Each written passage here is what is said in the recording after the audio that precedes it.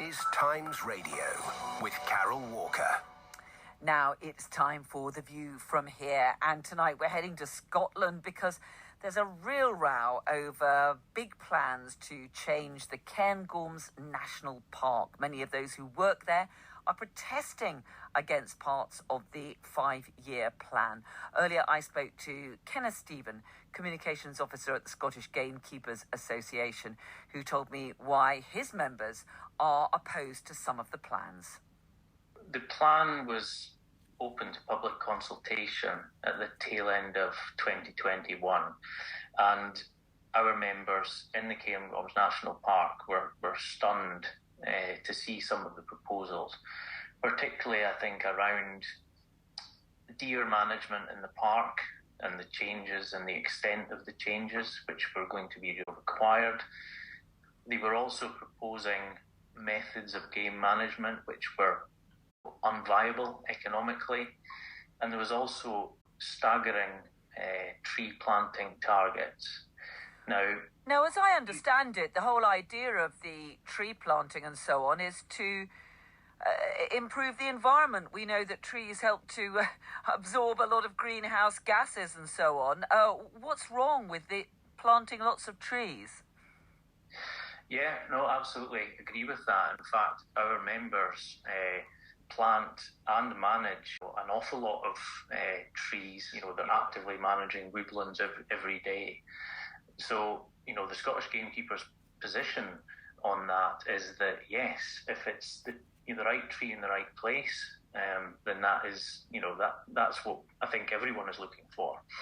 For example, our chairman has written to the convener of the Cairngorms National Park Authority Board asking for detailed, granular evidence, that they can provide, which says to them and to ourselves that where they're planning to plant these trees will actually make a carbon benefit or help us towards the net zero target, because there's an awful lot of the Cairngorms National Park land is already carbon-rich soils. So, if you're planting in those areas, your trees are possibly not going to do the job that you want them to do for climate. So it's really, really important, particularly because there's public money involved, for example, in planting these trees, and it can displace people, that it's very important that these trees are actually going to do what people are promising that they will do.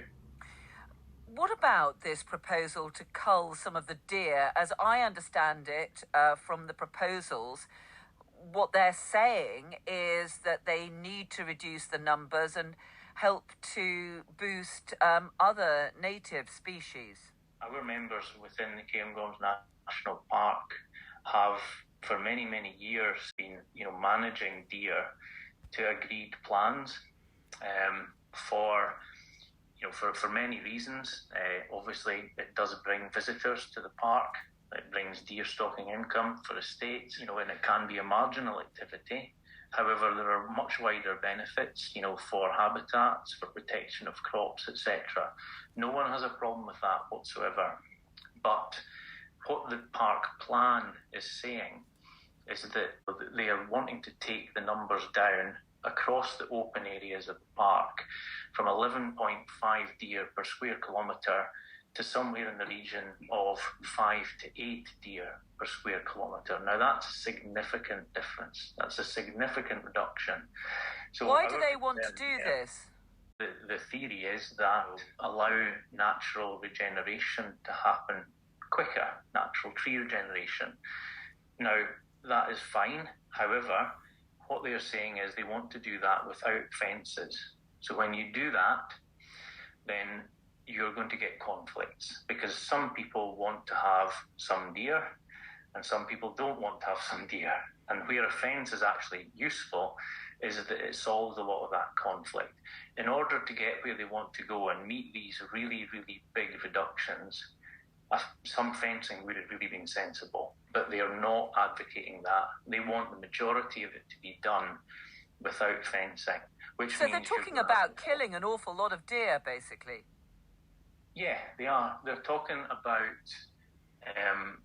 it could be up to, if you look at the statistics, it could be up to 50% again.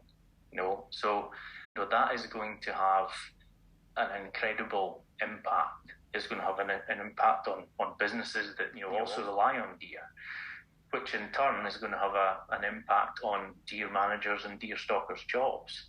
So they have to be very careful here, because they want deer managers, but they're cutting the bottom line from or pulling the rug from under the feet. So they need to be very careful here, because you'll not have good deer management in the park if you put people out of work. This is a huge national park, and all the plans have been put out to consultation.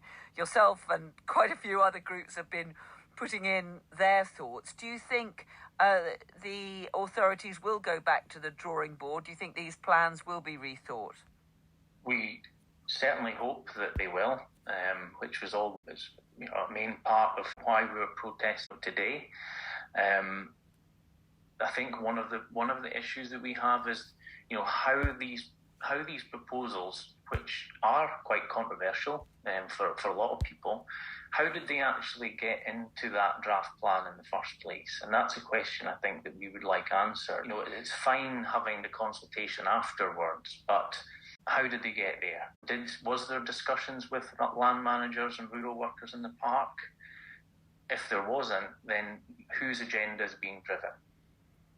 Well, that was Kenneth Stephen of the Scottish Gamekeepers Association speaking to me a little earlier.